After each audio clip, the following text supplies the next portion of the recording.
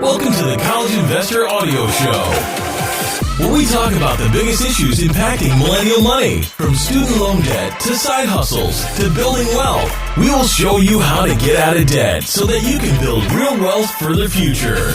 The end is near. Oh, I should say the end of the double-consolidation loophole is near. That is our topic today for the College Investor Audio Show.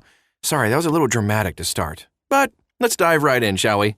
All right, so federal Parent Plus loans are not directly eligible for income-driven repayment plans. You may have known that. However, there are two loopholes involving consolidation of Parent Plus loans that can make them eligible for income-contingent repayment or all income-driven repayment plans.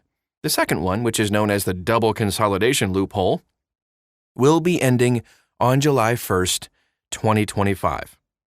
Let's talk about the eligibility for income-contingent repayment. All right, so if a Parent Plus loan is included in a federal direct consolidation loan and the borrower entered repayment on or after July 1st, 2006. Are you following me? The consolidation loan is eligible for the income contingent repayment ICR plan. The Parent Plus loan is not directly eligible for any income-driven repayment plan. These regulations follow the statutory language in the Higher Education Act of 1965, which specifies that the income contingent repayment ICR plan is not available to the borrower of a federal direct plus loan made on behalf of a dependent student, and the income-based repayment IBR plan is not available to the borrower of a federal direct plus loan made on behalf of a dependent student or a federal direct consolidation loan if the proceeds of such loan were used to discharge the liability on such Federal Direct Plus loan or a FFEL Plus loan made on behalf of a dependent student. So, all income-driven repayment plans are based on the statutory authority of ICR or IBR. So here's how that double consolidation thing works. If a borrower consolidates a consolidation loan, that makes sense, that repaid a Parent Plus loan, sometimes the income-driven repayment plans will be available to the new consolidation loan because the loan servicer is not aware that the consolidation loan originally came from a Parent Plus loan. Just makes it a little harder to follow that paper trail. So, the original type of loan gets lost when the loans are consolidated for the second time. The U.S. Department of Education has maintained that this double consolidation is not eligible for an income-driven repayment plan, as it's contrary to the intent of Congress. However, they've kind of been unable to enforce their interpretation of the law and regulations because of inadequate tracking of the original type of the loans that were consolidated. Double consolidation is a multi-step process.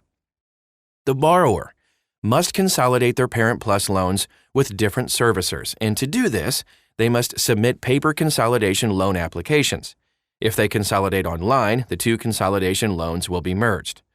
Two consolidation loans are necessary to enable the borrower to later consolidate the consolidation loans together. Woo!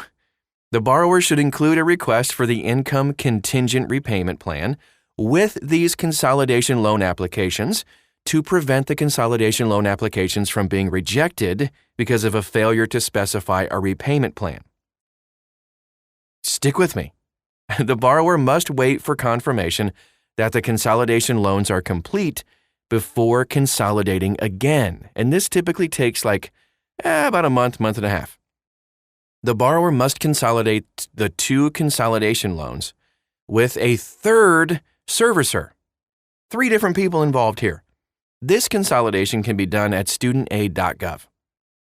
One must use a new servicer because the other 2 servicers are aware that the borrower consolidated Parent Plus loans.